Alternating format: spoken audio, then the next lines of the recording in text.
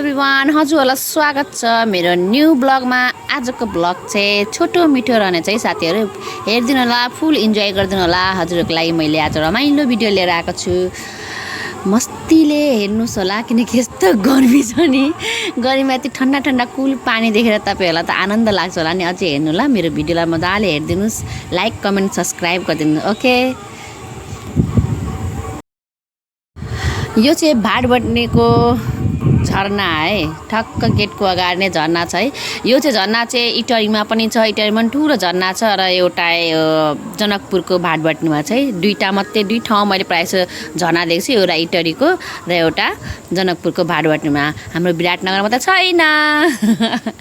So हेर्नु न कस्तो राम्रो पानी छ, कलरफुल एकदम मजाको हाई स्पिड माथिसम्म हुन्छ है। मेरो श्रीमानले पनि पोस्ट दिनुभयो। यस्तो गर्मी छ नि जनकपुरमा, यस्तो गर्मी छ साथीहरू भन्न सकिँदैन। अति गर्मी छ, अति नै गर्मी छ। हामीहरू भनौँ न 4:30 बजे घरबाट निस्केको, यस्तो गर्मी छ नि नभन्नु।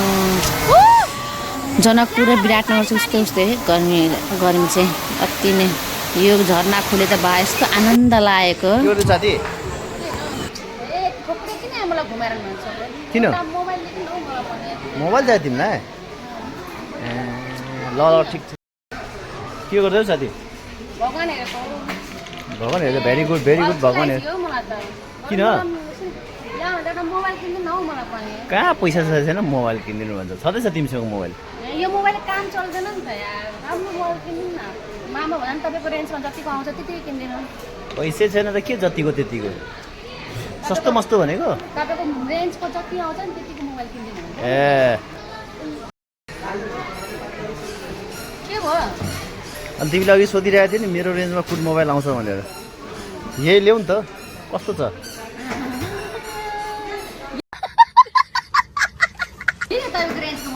अनि के त नि अहिलेको अवस्थामा त्यही छ, आर्थिक मन्दी छ देशमा, थाहा छैन? ल हेर्नुहोस् है, यो मोबाइल कान्छीले मन पराएन। अब एउटा अझै छ मसँग सरप्राइजिङ, टेस्ट गरौँ न। सुन न, यो मोबाइल कस्तो छ हेर त?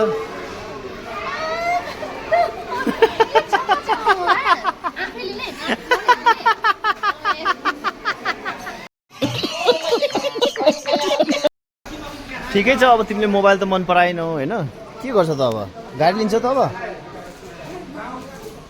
लिन्छ भने ल्याउ न। हेर यहाँ ल्याम्बोर्गिनी, फरारी,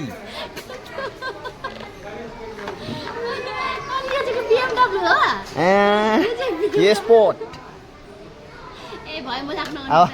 अब अर्को आउँदैछ भर्खर चलिरहेछ। थाहा छ यो कुन हो? अनुमान गर। थार। अब कुन लिन्छ ल भन?